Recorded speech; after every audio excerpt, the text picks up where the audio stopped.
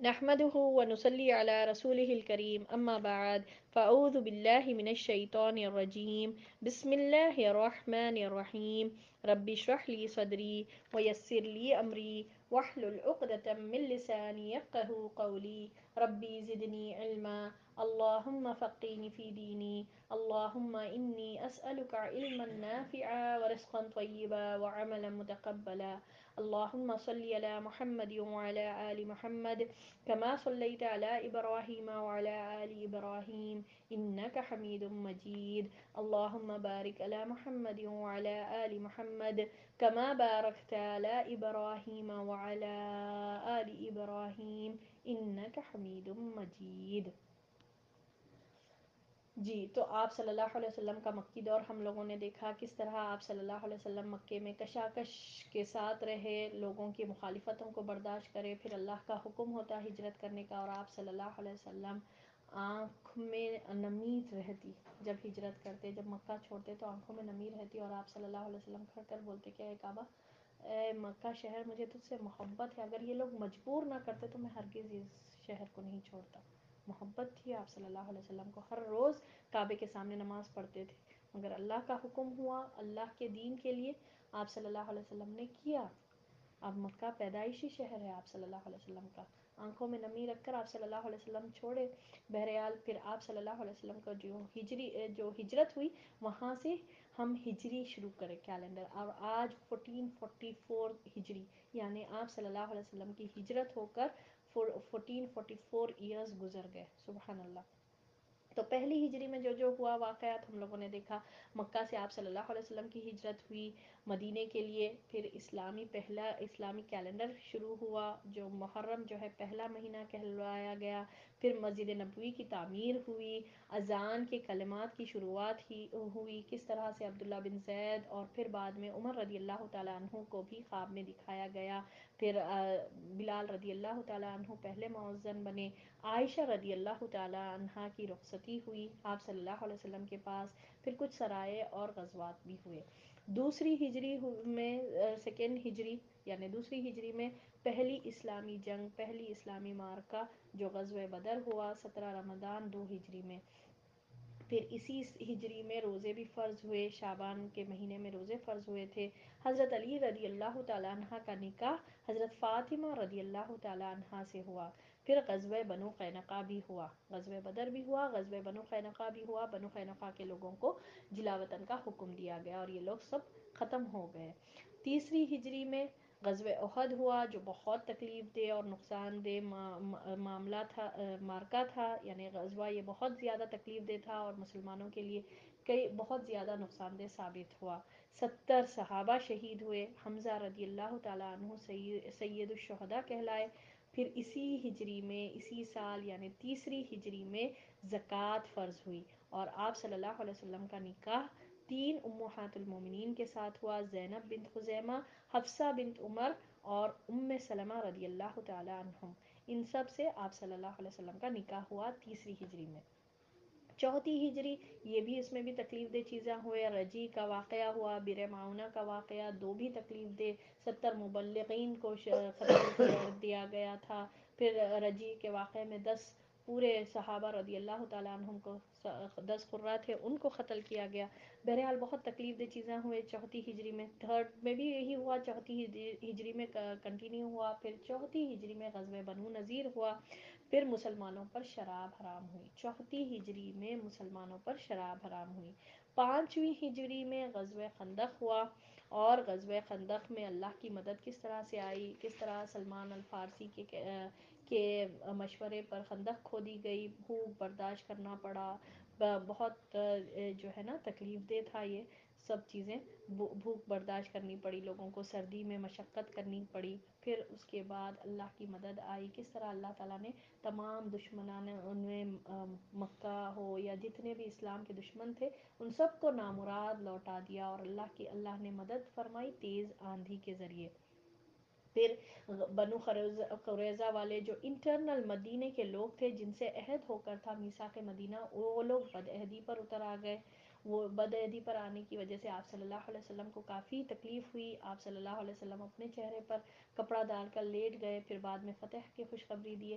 تو بہرحال جیسے ہی غزوہ بنو قریظہ سے غزوہ خندق سے فارغ ہوئے، جبریل علیہ السلام آئے اور بولے کہ ابھی تو فرشتوں نے اپنا لباس نہیں اتارا، اے اللہ کے رسول صلی اللہ علیہ وسلم میں جا رہا ہوں بنو قریظہ کے قلعوں میں، ان لوگوں کے دلوں میں رعب ڈالوں گا اور زلزلہ برپا کر دوں گا.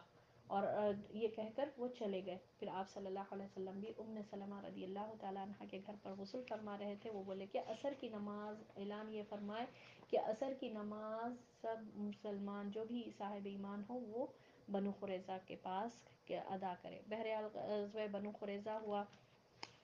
ٹھیک ہے، اس کے بعد اس کا غزوہ بنو قریظہ میں ہم نے دیکھا سعد بن معاذ کو غزوہ خندق میں زخم لگ گیا تھا، تیر لگا تھا شہرک کے پاس ان کو، اور اسی زخم میں وہ بہت زیادہ تکلیف میں تھے. وہ نہیں آئے تھے بنو قریظہ کے لیے اور وہ وہاں پر ہی تھے مدینہ میں. پھر ان کو گدھے پر سوار کر کے لایا گیا اور وہی بنو قریظہ کے تعلق سے جو ان کے حلیف تھے. ٹھیک ہے، اس دور میں حلیف ہوتے تھے. تو بہرحال وہ حلیف تھے، انہوں نے فیصلہ کیا اور جو انہوں نے فیصلہ دیا وہی اللہ کا فیصلہ تھا. پھر اس کے بعد ان کا انتقال ہو گیا، وفات ہوا. اور سعد بن معاذ رضی اللہ تعالیٰ عنہ اتنے جلیل القدر صحابی تھے کہ ان کے وفات پر عرش ہلا، اللہ کا عرش ہلا، سبحان اللہ. اور بہت زیادہ فرشتے ان کے جنازے میں شریک تھے. ہلکا تھا ان کا جنازہ، ان کی میت بہت ہلکی تھی. صحابہ رضی اللہ تعالیٰ عنہ بولے کہ یہ تو بہت ہلکا ہے. تو نبی صلی اللہ علیہ وسلم نے فرمایا کیوں نہ ہو کثیر تعداد میں فرشتے آئے ہیں ان کے جنازے میں. اللہ اکبر کبیرہ. یہ تھے سعد بن معاذ جنہوں نے بنو قریظہ کے تعلق سے فیصلہ دیا. پھر 5ویں ہجری میں پردے کا حکم بھی آیا. زینب بنت جحش سے نکاح ہوا. پھر نبی صلی اللہ علیہ وسلم کے نواسے حسین رضی اللہ تعالیٰ عنہ کی پیدائش ہوئی. پھر 6 ہجری میں ہم لوگوں نے دیکھا عمرہ حدیبیہ ہوا. آپ صلی اللہ علیہ وسلم خواب میں دیکھتے کہ عمرے کے لیے جا رہے ہیں تو آپ صلی اللہ علیہ وسلم اسی نیت کے لیے اعلان کرتے. اور پھر بہت سے لوگ منافقین کے بارے میں آئے، سورۃ الفتح میں اس کا ذکر ہے کہ منافقین نے کہا کہ نہیں نہیں بھائی آپ ہمارے لیے، ہم تو معذرت کرتے ہیں، آپ ہمارے لیے دعائے مغفرت کر دیں. بہرحال ان لوگوں کے دل میں یہ تھا کہ یہ لوگ تو جا رہے ہیں، اب جائے یہ لوگ ہماری اس سے ہم کو تو جان چھوٹے گی، اور یہ لوگ تو جا رہے ہیں دشمن کے گھر میں، اب تو واپس ہی نہیں آئیں گے. یہ ان کے دل میں تھا. اور اللہ تعالیٰ دلوں کی باتیں جانتا تھا. اللہ تعالیٰ منافقوں کی پول کھل کر سامنے آ گئی. پھر اس کے بعد صلح حدیبیہ ہوا، صلح کی گئی. پھر صلح حدیبیہ کے اثر سے مکے کے بڑے بڑے لوگ جو ہے نا، بڑے بڑے لوگ شہادت لا الہ الا اللہ کہتے ہوئے خدمت نبوی میں آئے. اللہ اکبر. جس میں خالد بن ولید، عثمان بن طلحہ اور جو ہے نا عمر بن عاص، یہ بڑے بڑے لوگ اسلام قبول کرے، بڑے بڑے سردار تھے یہ. پھر بادشاہ اور امیروں کو خط لکھا گیا اور اسلام کی طرف بلایا گیا. 7ویں ہجری میں غزوہ غابہ ہوتا. سلمہ بن اکوع کا ہم لوگوں نے کردار دیکھا کہ کس طرح انہوں نے بغیر کسی مدد کے، کسی کا انتظام نہیں کرے، اپنی استطاعت کے بل پر جتنا وہ کر سکتے ہیں کرے. جو چھوٹا سا واقعہ پیش آیا تھا غزوہ خیبر سے پہلے. اس کے پھر 7ویں ہجری میں غزوہ خیبر ہوا، تمام قلعوں کو فتح کیا گیا. ٹھیک ہے، ایک کے بعد ایک غزوہ خیبر ہوا. جعفر بن ابی طالب اور دوسرے کئی مسلمان کی واپسی آئی مدینہ کی طرف، وہ حبشہ سے. غزوہ ذات الرقاع ہوا 7ویں ہجری میں. پھر عمرہ خزا ہوا اور ام المومنین حضرت میمونہ رضی اللہ تعالیٰ عنہ جو آپ صلی اللہ علیہ وسلم کے ازواج مطہرات میں سے آخری بیوی تھے، جن سے آخری نکاح ہوا آپ صلی اللہ علیہ وسلم کا، یعنی 11ویں بیوی جو تھے وہ میمونہ رضی اللہ تعالیٰ عنہ، ان سے نکاح ہوا. 8ویں ہجری میں مکہ فتح ہوا. ٹھیک ہے، مکہ جو ہوا پہلے تو مارکہ موطا ہوا. ٹھیک ہے، پھر اس کے بعد سریا ذات السلاسل ہوا. پھر غزوہ فتح مکہ ہوا. کعبہ جہاں پر 360 بت تھے، بتوں کو سے کعبے کو پاک کیا گیا، اور جس کام کے لیے یہ مسجد 4000 سال پہلے بنائی گئی تھی اللہ کی عبادت کے لیے، اب وہی شروع ہو گیا وہاں پر. اور آپ صلی اللہ علیہ وسلم ہر بت پر ضرب لگاتے اور کہتے جاتے جاء الحق وزاحق الباطل ان الباطل کان زہوقا. حق آ گیا اور باطل زائل ہو گیا. باطل کو زائل ہی ہونا ہے، ختم ہی ہونا ہے، باطل ختم ہی ہو کر رہے گا، پیرش ہو جائے گا باطل. تو یہ کہتے جاتے اور 360 بتوں کو جو ہے نا توڑتے جاتے. پھر آپ صلی اللہ علیہ وسلم کعبے کے اندر داخل ہوتے. کعبے میں بھی بہت سے تصویر لگے ہوئے تھے، تصویروں کو صاف کیا گیا، بتوں کو توڑا گیا. آپ صلی اللہ علیہ وسلم ایک جگہ جا کر اندر کعبے کے حصے میں نماز پڑھے، 2 رکعت نماز، اور ساتھ میں اسامہ بن زید تھے اور بلال رضی اللہ تعالیٰ عنہ تھے. سبحان اللہ یہ تھے. پھر اس کے بعد آپ صلی اللہ علیہ وسلم آ کر ایک بلیغ خطبہ دیتے. پورا حرم، اللہ اکبر کبیرہ، پورا جو اللہ کا گھر کے اطراف میں لوگ کش جمع ہوتے، اتنی کچ یعنی لوگ پوری کثیر تعداد میں جمع ہوتے، اور آپ صلی اللہ علیہ وسلم اسلام کے ارکان بیان کرتے اور فائنلی بولتے کہ کیا اے معاشر قریش، کیا ہے تمہارا، کیا خیال ہے، میں تمہارے ساتھ کیا کروں گا. تو وہ لوگ بولتے کہ آپ کریم ہیں، ابن کریم ہیں. تو سبحان اللہ، نبی صلی اللہ علیہ وسلم نے کہا کہ پھر میں وہی کہتا ہوں جو کریم ابن کریم ابن کریم جو نبی ہے. یوسف علیہ السلام نے اپنے بھائیوں سے کہا تھا کہ لا تثریب علیکم اليوم، تمہارے لیے آج کوئی سرزش نہیں، کوئی پکڑ نہیں، تم سب لوگ آزاد ہو جاؤ، تم سب آزاد ہو. سب کو معاف کر دیا، عام معافی آپ صلی اللہ علیہ وسلم نے دی. ہاں کچھ لوگوں کو یہاں کے بارے میں یہ وعید دیا گیا کہ اگر وہ کعبے کے غلاف کے پاس بھی لپٹے ہوئے بھی پائے جائیں تبھی بھی ان کو قتل کیا جائے گا. وہ کچھ لوگ تھے، 6-7 لوگ، ان کو قتل کیا گیا. اس کے علاوہ عام معافی آپ صلی اللہ علیہ وسلم نے دے دی تھی. پھر اس کے بعد 9 ہجری میں ہم لوگوں نے دیکھا غزوہ تبوک کس طرح تھا. ایک بہت زیادہ سبحان اللہ ایک یعنی کہ ایک مشکل گھڑی تھی. گرمی کی بہت زیادہ شدت تھی. پھر ادھر فصل پک کر تیار تھی، مگر اللہ کا حکم تھا، نبی صلی اللہ علیہ وسلم کا حکم تھا کہ تبوک جانا ہے. تو سب چیز ویسے ہی چھوڑ کر، اتنی مشقت والا معاملہ، اتنی تکلیف دہ والا یہ تھا، یہ غزوہ تبوک جانا پڑا جہاں مشقتیں برداشت کری. لوگوں کو جو ہے نا پانی میسر نہیں تھا. بہرحال بہت زیادہ کثیر تعداد میں 30,000 کا لشکر گیا تھا آپ صلی اللہ علیہ وسلم کے ساتھ. آپ صلی اللہ علیہ وسلم نے اعلان بھی فرمایا کہ سب کو نکلنا ہے، مینڈیٹری تھا سب کو نکلنا. مگر جو ایکسکیوز دیے، پھر وہی بات، غزوہ تبوک کا ذکر سورۃ التوبہ میں ہے کہ کس طرح سے جب نفیر تھی کہ نکلنا ہے، مینڈیٹری تھا، سب کو نکلنا ہے، مگر بہت سے لوگ ایکسکیوز لے کر آئے. منافقین، یہ ان کا ہمیشہ کا معاملہ رہتا تھا کہ میرے بیوی کی طبیعت ٹھیک نہیں ہے، میرے بیٹے کی طبیعت ٹھیک نہیں ہے، میرا پیر ٹوٹ گیا. بہرحال ایسے ایسے باتیں کر رہے ہیں. اور ایک منافقین کا ایک سردار جو ہے نا ایسی ریزن لے کر آیا کہ سبحان اللہ، اس کا معاملہ یہ تھا کہ وہ بولا کہ نہیں بھائی، مجھے تو آپ معافی رکھیں، مجھے دور رکھیں، کیونکہ میرے کو رومی عورتوں کی بہت خوبصورت ہوتے، کام میں فتنے میں نہ پڑ جاؤں.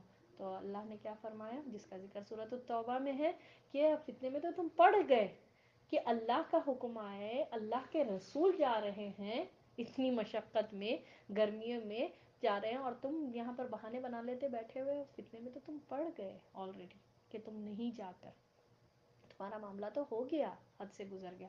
بہرحال اللہ نے اس کا ذکر کیا. بہت سے منافقین کے پول سامنے آ گئی غزوہ تبوک میں. اور پھر غزوہ تبوک میں آپ صلی اللہ علیہ وسلم کو ٹوٹل 50 ڈیز لگے جانے آنے، 30، اور وہاں پر 20 ڈیز رکے. ٹوٹل 50 ڈیز باہر تھے.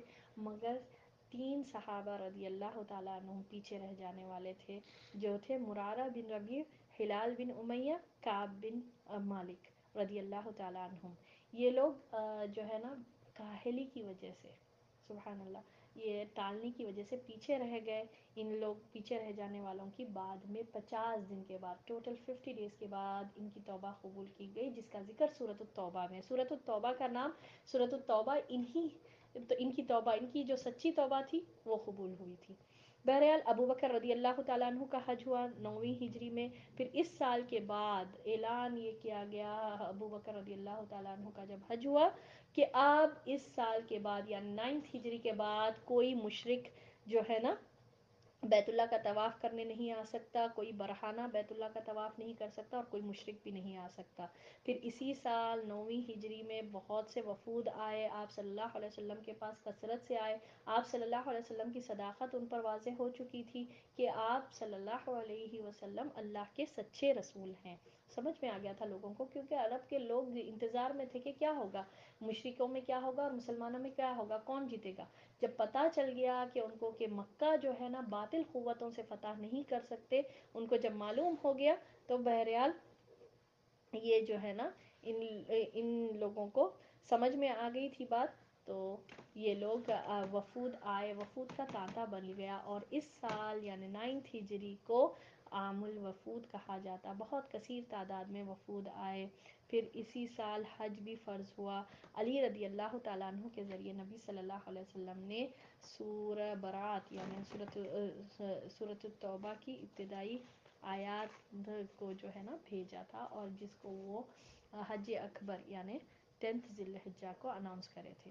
اب 10ویں ہجری کا ہم لوگوں کو دیکھنا ہے۔ بہرحال ان غزوات سے ہم کو کچھ سبق بھی ملا، ہم کو جتنے بھی غزوات ہم پڑھے ان سب میں ہم کو سبق ملا، جس میں فرسٹ غزوہ جو تھا وہ غزوہ بدر جو 2 ہجری میں ہوئی، اس میں جو سبق ہم کو ملا، اللہ پر کامل توکل کرنے سے اللہ کی مدد آتی ہے، چاہے تعداد کم ہی کیوں نہ ہو، چاہے اسباب تھوڑے ہی کیوں نہ ہو، مگر اللہ پر کامل توکل رہنے سے اللہ کی مدد آتی ہے۔ فتح اور کامیابی صرف اللہ کی طرف سے ہوتی ہے، اللہ کی طاقت ہی غالب آنے والی ہے۔ یہ ہم کو سبق غزوہ بدر میں پتہ چلا۔ غزوہ احد جو 3 ہجری میں ہوئی، اس میں جو سبق ملا، نبی صلی اللہ علیہ وسلم کی حکم کی مخالفت کا بہت بڑا نقصان ہوا، بہت بڑا نقصان اٹھانا پڑا، تمام صحابہ رضی اللہ تعالیٰ عنہم جو ہے نا کہ ہر ایک میں سے کسی نہ کسی کو زخمی ہوئے، 70 صحابہ شہید ہوئے، اور بہت تکلیف دہ دن تھا آپ صلی اللہ علیہ وسلم کی زندگی میں۔ احد سب سے زیادہ تکلیف دہ والا دن تھا، اس دن آپ صلی اللہ علیہ وسلم بہت روئے تھے۔ پھر ہم کو جو سبق ملا، دنیا کی محبت کو آگے رکھنے سے دین کا نقصان ہوتا ہے۔ کتنا نقصان ہوا ہم لوگوں نے دیکھا، پلاننگ کے باوجود کبھی فیلیئرز بھی ہوتے ہیں، کبھی ناکامی بھی ہوتی ہے، ناگوار سچویشنز آ جائے تو ہمارا رویہ کیسا ہونا چاہیے، کبھی کوئی چیز ہو جاتی، بائی گونس اور بائی گونس ہو جاتا، بلیمنگ والا گیم نہیں کیا گیا، بلیمنگ گیمز نہیں کی گئی کہ تمہاری وجہ سے ہوا، یہ جبل رمات کو تم چھوڑتے نہیں تھے، اگر یہ 40 صحابہ تو یہ اتنا مشکل نہیں ہوتی تھی، فتح شکست میں بدل گئی، کوئی بلیمنگ والا معاملہ نہیں ہوا، بلکہ ناگوار سچویشنز میں رویہ کیسا ہونا چاہیے یہ ہم لوگوں نے دیکھا۔ پھر لیڈر ہونے کے باوجود آپ صلی اللہ علیہ وسلم کا رویہ، آپ صلی اللہ علیہ وسلم لیڈر تھے، اللہ کے رسول تھے، مگر آپ صلی اللہ علیہ وسلم کا رویہ کیسا تھا کہ کبھی کسی پر بلیم نہیں کرے۔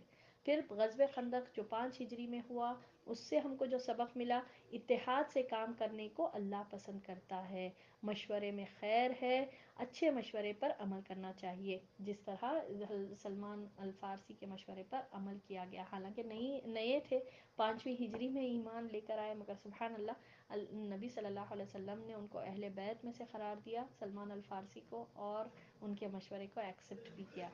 اللہ کی مدد، موسم بدل کر بھی اللہ تعالیٰ مدد کر دیتا ہے، اور شدید ترین غلبہ اللہ تعالیٰ نے عطا کیا مسلمانوں کو۔ پھر غزوہ خیبر جو 5 ہجری میں ہوا، اس میں سے سبق جو ملا ہم کو، چاہے بھوک کتنی بھی ہو، حرام جانور یعنی گدھے کا گوشت، پورے صحابہ رضی اللہ تعالیٰ عنہم گدھوں کو ذبح کرے، پورا ہانڈی چڑھایا گیا، پورا بنا کر تیار کیا گیا، مگر آپ صلی اللہ علیہ وسلم نے کہا، حالانکہ شدید بھوک لگی ہوئی تھی، آپ صلی اللہ علیہ وسلم نے منع فرمایا تو سب کو بہا دیا گیا، چاہے کتنا بھی شدید بھوک ہو، حرام جانور نہیں کھا سکتے۔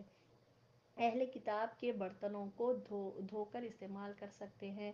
پھر انسانی رشتے اہم ہوتے ہیں، جس طرح غزوہ خیبر میں آپ صلی اللہ علیہ وسلم نے کہا کہ میں پتہ نہیں میں کس بات کی خوشی مناؤں، جعفر ابی طالب کے آنے پر یا پھر خیبر کی فتح پر، اس سے انسانی رشتے اہم ہوتے ہیں نا، پتہ چلتا، آپ صلی اللہ علیہ وسلم ان کے پیشانی کو بوسہ بھی دیے تھے۔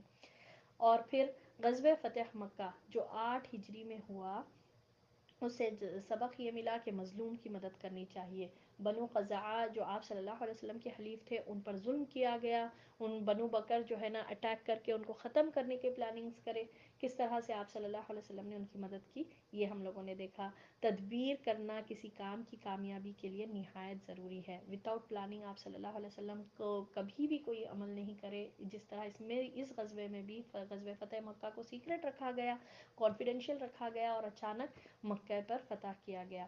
پھر آپ صلی اللہ علیہ وسلم نے جو بہترین سبق ہم کو ملا غزوہ فتح مکہ میں، وہ عفو اور درگزر، معاف کر دیا گیا، عام معافی آپ صلی اللہ علیہ وسلم نے دے دی۔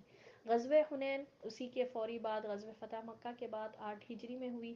اس میں سبق یہ ملا کہ اپنی کثرت پر ناز کرنا اللہ ناراض ہوتا ہے، زیادہ اسباب پر بھروسہ کرنا، اپنی کثرت پر ناز کرنا، اس سے اللہ کی ناراضگی آتی ہے۔ ہر حال میں استقامت رکھنا چاہیے، ٹھیک ہے، جس طرح آپ صلی اللہ علیہ وسلم پورے بکھر گئے تھے، جو ہے نا شکست ہو رہی تھی، مگر شکست جو ہے فتح میں بدل گئی۔ پورے حنین کے موقع پر لوگ دشمن جو ہے نا چھپ کر کے اٹیک کرے، پھر پورے مسلمان بھگدڑ مچ گئی، اتنی بھگدڑ مچ گئی، پھر بھی ہر حال میں استقامت آپ صلی اللہ علیہ وسلم نے دکھائی۔ پھر بیت رضوان والوں کو پکارا گیا، کس طرح سے پھر وہ لوگ جمع ہوئے، پھر اب آپ صلی اللہ علیہ وسلم نے کہا کہ اب چولہا گرم ہوا، اور پھر اللہ کی مدد آئی۔ اللہ کی مدد ہی سے کامیابی ہوتی ہے۔ پھر غزوہ حنین میں، ٹھیک ہے، غزوہ بدر میں ہم لوگوں نے یہ دیکھا، غزوہ حنین میں بھی یہ سمجھا کہ تعداد پر کے بنا پر کبھی نہیں لڑنا چاہیے، کبھی اسباب پر بھروسہ نہیں ہونا چاہیے۔ مسبب الاسباب جو اللہ ہے، یعنی جو اسباب بنانے والا ہے، اس پر ہمیشہ توکل رکھنا چاہیے۔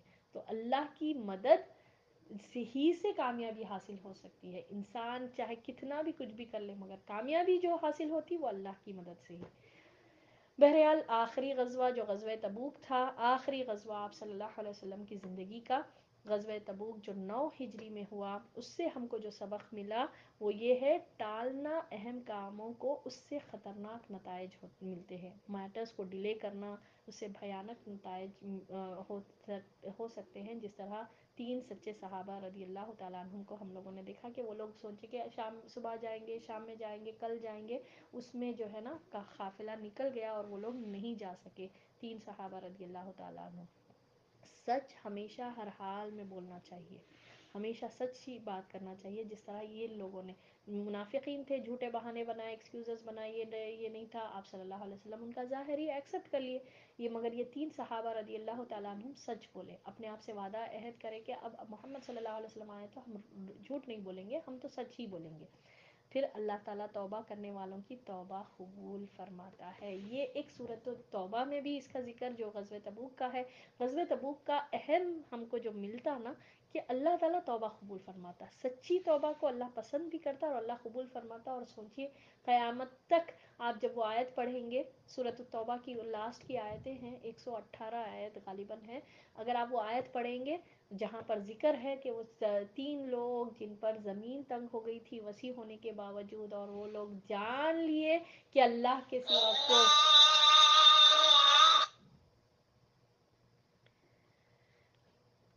ایک منٹ، لوگ جان لیے کہ اللہ کے سوا کوئی جائے پناہ نہیں ہے۔ سمجھ میں آ گیا تھا ان لوگوں کو، 50 ڈیز تک ان لوگ ریپینٹ کرتے رہے، سوچے کتنی ریپینٹ کرے، اور کیسا معاملہ تھا ان 3 سے، کوئی صحابہ رضی اللہ تعالیٰ عنہم حتیٰ کہ محمد صلی اللہ علیہ وسلم بات نہیں کر رہے تھے۔ ان کے لیے سب سے بڑی تنگی، اس سے بڑی تنگی کیا ہوگی بھائی، کہ محمد صلی اللہ علیہ وسلم، اللہ کے رسول صلی اللہ علیہ وسلم ان کے سلام کا جواب نہیں دے رہے تھے، بات نہیں کر رہے تھے۔ اور سبحان اللہ، اللہ تعالیٰ نے پھر ان کی توبہ قبول فرمائی، اور اللہ بہت زیادہ مغفرت کر اور توبہ کا قبول کرنے والا ہے۔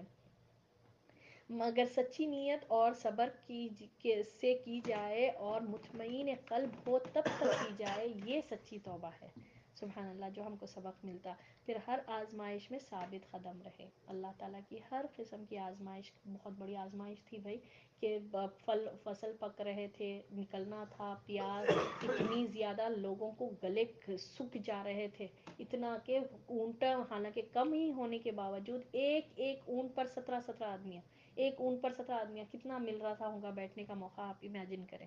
تو سبحان اللہ، اتنے سفر میں بھی ایک اونٹ کی کمی ہونے کے باوجود اونٹوں کو ذبح کیا گیا، کیونکہ اونٹ کے ہمپ میں پانی جو ہے نا سیو ہوتا نا، وہ لوگ نکال کر نچوڑ کر پی رہے تھے پانی، اس کے انتڑیوں سے نکال کر، اللہ اکبر کبیرہ، سبحان اللہ۔ بہرحال یہ تھا یہ غزوہ تبوک کا جو 9 ہجری میں ہوا، جو آخری غزوہ۔ حجۃ الوداع سن 10 ہجری میں، جب جزیرۃ العرب میں دعوت کی تبلیغ مکمل ہو گئی، آپ صلی اللہ علیہ وسلم کا مشن مکمل ہو گیا، اور کیسا ہوا یہ 23 ایئرز، آپ لوگ جو پڑھے نا کس طرح سے ہوا یہ، جب یہ مکمل ہوا تو اور اللہ نے اہل ایمان کی ایک ایسی جماعت پیدا فرما دی تھی جو دعوت کی حفاظت کی ضامن تھی، یعنی صحابہ رضی اللہ تعالیٰ عنہم. ایک نبی صلی اللہ علیہ وسلم ایک مشن مکمل ہو گیا اور ایک ایسی ٹیم آ گئی تھی، سبحان اللہ. صحابہ رضی اللہ تعالیٰ عنہم جو کمپینینز کہلائے، وہ ایک ٹیم آ گئی تھی. اب یہ لوگ دعوت کے ضامن تھے، وہ لوگ ایک ایسی ٹیم تھی، سبحان اللہ. صحابہ رضی اللہ تعالیٰ عنہم کو جو واقع میں حق قبول کرے، اپنائے، اور اب یہ ریڈی تھی یہ ٹیم. تو اس کے بعد اللہ تعالیٰ نے اور کر سکتی، یعنی یہ جو اسلام آپ صلی اللہ علیہ وسلم لے کر آئے، اب یہ لوگ حفاظت کرنے کے قابل تھے، صحابہ رضی اللہ تعالیٰ عنہم، اور اسے زمین کے کونے کونے تک پہنچانے کی کفیل بھی تھی. تو اللہ نے چاہا کہ رسول اللہ صلی اللہ علیہ وسلم کو انتقال سے پہلے ان کے جہد و پہم کا ثمرہ بھی دکھلا دے، یعنی کہ جد و جہد کوششوں کا نتیجہ بھی اللہ نے چاہا کہ آپ صلی اللہ علیہ وسلم کی کتنی کوششیں، کیسی محنتیں تھے، اللہ نے چاہا کہ وہ دکھلا دے. چنانچہ آپ صلی اللہ علیہ وسلم کو ذی الحجہ 10 ہجری میں بیت اللہ کے حج سے مشرف فرمایا. آپ صلی اللہ علیہ وسلم نے حج کا ارادہ فرمایا تو لوگوں میں اس کا اعلان کر دیا. اب ارادہ فرمایا تو آپ صلی اللہ علیہ وسلم نے لوگوں میں اعلان فرما دیا. چنانچہ مدینہ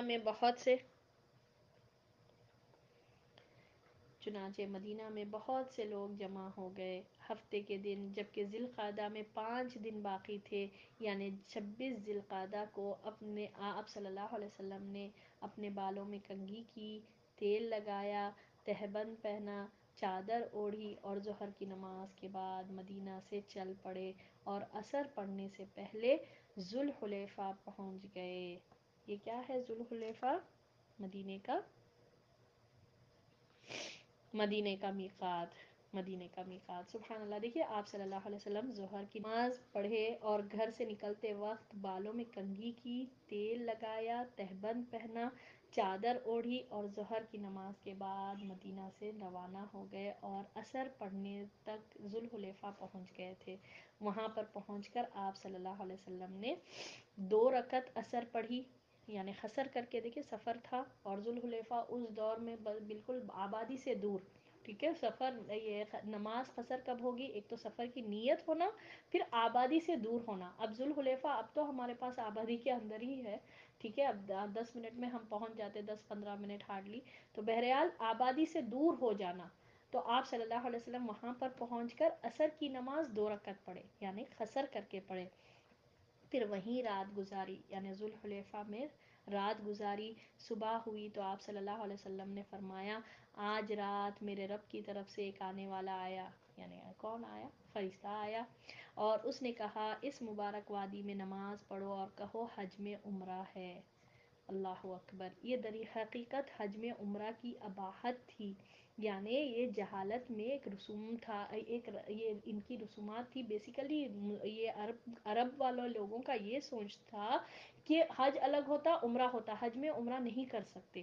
تو فرشتہ آیا، آ کر آپ صلی اللہ علیہ وسلم کو یہ بتایا کہ یہ کہو کہ حج میں عمرہ ہے. اور یہ کیا تھا؟ حج میں عمرے کی اباحت تھی، جسے اہل جاہلیت انتہائی برا سمجھتے تھے. یعنی یہ لوگ، یہ جاہل قسم کے لوگ، جہالت بھری ہوئی تھی ان لوگوں میں. یہ لوگ سمجھتے تھے کہ حج میں عمرہ نہیں کر سکتے، حج میں حج کر سکتے صرف. تو یہ ختم کرنا تھا بیسیکلی، یہ جہالت، یہ رسومات کو ختم کرنا تھا، اسی لیے یہ ہوا. پھر رسول اللہ صلی اللہ علیہ وسلم نے ظہر سے پہلے غسل کیا، سر اور بدن میں خوشبو لگائی جس میں مشک بھی تھا، پھر تہبند پہنا، چادر اوڑھی، پھر 2 رکعت ظہر کی نماز پڑھی اور مصلی ہی پر حج اور عمرے کا احرام باندھا اور دونوں میں قران کیا. یا فرمایا اللہم لبیک بعمرتی وحج. سبحان اللہ. اس طرح یعنی یہ حج قران آپ صلی اللہ علیہ وسلم نے کیا تھا. دیکھیے ہم کو معلوم ہے حج 3 قسم کے ہیں، حج تمتع، حج قران اور حج افراد. ٹھیک ہے. حج تمتع میں جو ہے عمرہ کر کے احرام کھول دینا ہے، جانور قربانی ہے، اور اس میں 2 سعی ہے. ٹھیک ہے. عمرہ ہوگا، عمرے کی ایک سعی اور حج کی سعی ہوگی. اور حج قران میں کیا ہوگا؟ احرام باندھیں گے، احرام باندھنے کے بعد عمرہ کریں گے، یعنی طواف ہوگا، سعی ہوگا، مگر احرام کھولا نہیں جائے گا. حج تمتع میں احرام کھول دے سکتے پھر بعد میں 8 ذی الحجہ جو یوم الترویہ کہا جاتا اس میں پھر سے احرام باندھ سکتے ہیں، مگر حج قران میں احرام میں کنٹینیوشن میں رہیں گے، ٹھیک ہے، احرام کھولا نہیں جائے گا، قربانی کا جانور بھی اس میں دینا ہے، حج تمتع میں بھی قربانی کا جانور ہے، جبکہ حج افراد میں قربانی کا جانور نہیں ہے، اور سعی صرف ایک ہے، ٹھیک ہے، سعی صرف ایک ہوگی، وہ ہوگی عمرے کی سعی، حج کی سعی نہیں ہے اس میں، ٹھیک ہے، بہرحال اس میں ایک سعی ہے اور قربانی کا جانور نہیں ہے۔ اور حج قران میں اگر کوئی شخص جو قربانی کا جانور لائے یا پھر ان کی استطاعت نہیں ہے، نہیں لا سکے، تو 10 دن کے روزے رہنا ہے، ٹھیک ہے، کلیئر ہے یہ بات؟ صلی اللہ علیہ وسلم نے حج قران کیا، آپ صلی اللہ علیہ وسلم نے اس طرح سے کہا اللہم لبیک بعمرۃ وحج، اے اللہ عمرے اور حج کے لیے حاضر ہوں، اور اس کے بعد لبیک پکارا، جس کے کلمات یہ تھے، کیا کلمات ہے لبیک؟ پڑھیے، لبیک اللہم لبیک، لبیک لا شریک لک لبیک ان الحمد والنعمت لک والملک لا شریک لک، ہم بار بار حاضر ہیں، اے اللہ ہم بار بار حاضر ہیں، تیرا کوئی شریک نہیں، ہم بار بار حاضر ہیں، یقیناً تعریف اور نعمت تیرے لیے ہے اور بادشاہت بھی تیرے لیے ہے، تیرے سوا تیرا کوئی شریک نہیں، اللہ اکبر۔ یہ جب یہ لبیک کے کلمات ہوتے وہ کیا اچھا ایٹماسفیئر رہتا، سبحان اللہ، اب ہم عمرے پر ہم جاتے کیا وہ رہتا نا، نہیں، ہم نے لبیک کے کلمات ادا کیے، اس کے بعد اور کبھی فرماتے لبیک الہ الحق معبود برحق، ہم بار بار حاضر ہیں، پھر مصلی سے نکل کر اونٹنی پر سوار ہوئے، پھر مصلی سے نکل کر اونٹنی پر سوار ہوئے اور پھر لبیک پکارا۔ اس سے کیا پتہ چلتا؟ لبیک کثرت سے پڑھنا، نبی صلی اللہ علیہ وسلم پڑھے، ٹھیک ہے، مسجد میں پڑھے لبیک، پھر اونٹنی پر جب سوار ہوئے پھر لبیک پکارا، اور جب اونٹنی آپ صلی اللہ علیہ وسلم کو لے کر میدان میں چل پڑی تو آپ صلی اللہ علیہ وسلم نے پھر لبیک پکارا، بس میں بیٹھنے کے بعد، بس اسٹارٹ ہونے کے بعد، راستے میں لبیک اللہم لبیک لبیک لا شریک لک لبیک ان الحمد والنعمت لک والملک لا شریک لک، یہ پڑھتے رہنا چاہیے۔ تو یہ آپ صلی اللہ علیہ وسلم نے لبیک پکارا۔ نماز کے بعد ذوالحلیفہ ہی میں آپ صلی اللہ علیہ وسلم نے ہدی یعنی قربانی کے جانوروں کے کوہان چیرے اور انہیں خلادے پہنائے، نشانی کی علامت کے طور پر کہ یہ حج کا قافلہ ہے، یعنی جو بھی جانور لے کر آئے تھے ذوالحلیفہ میں آپ صلی اللہ علیہ وسلم نے ان کو نشان لگائے، ان کے کوہان چیرے، پتہ یہ چلے کہ یہ نشانی کے طور پر کہ یہ اللہ کے گھر پر ذبح ہونے والے جانور ہے، ہدی کے جانور ہے۔ اس کے بعد آپ صلی اللہ علیہ وسلم نے اپنا سفر جاری رکھا، ہفتہ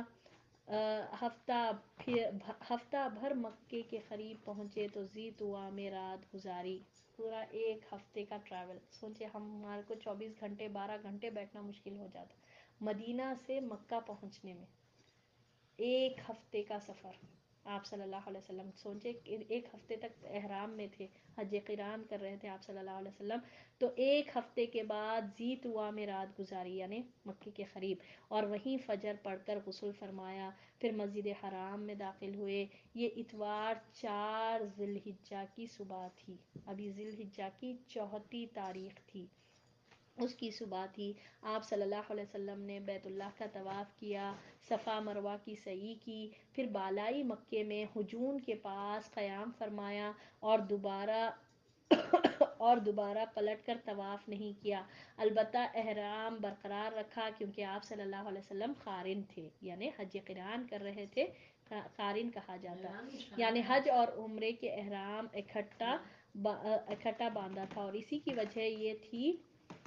وجہ یہ تھی کہ آپ صلی اللہ علیہ وسلم ہدی قربانی کا جانور ساتھ لائے تھے، چنانچہ جو کوئی بھی اپنے ساتھ ہدی لایا تھا آپ صلی اللہ علیہ وسلم نے اسے حکم دیا کہ اپنا احرام برقرار رکھے، البتہ جو لوگ ہدی نہیں لائے تھے یعنی قربانی کے جانور نہیں لائے تھے، عمرہ قرار دے لے، خواہ انہوں نے حج کی نیت سے احرام باندھا ہو یا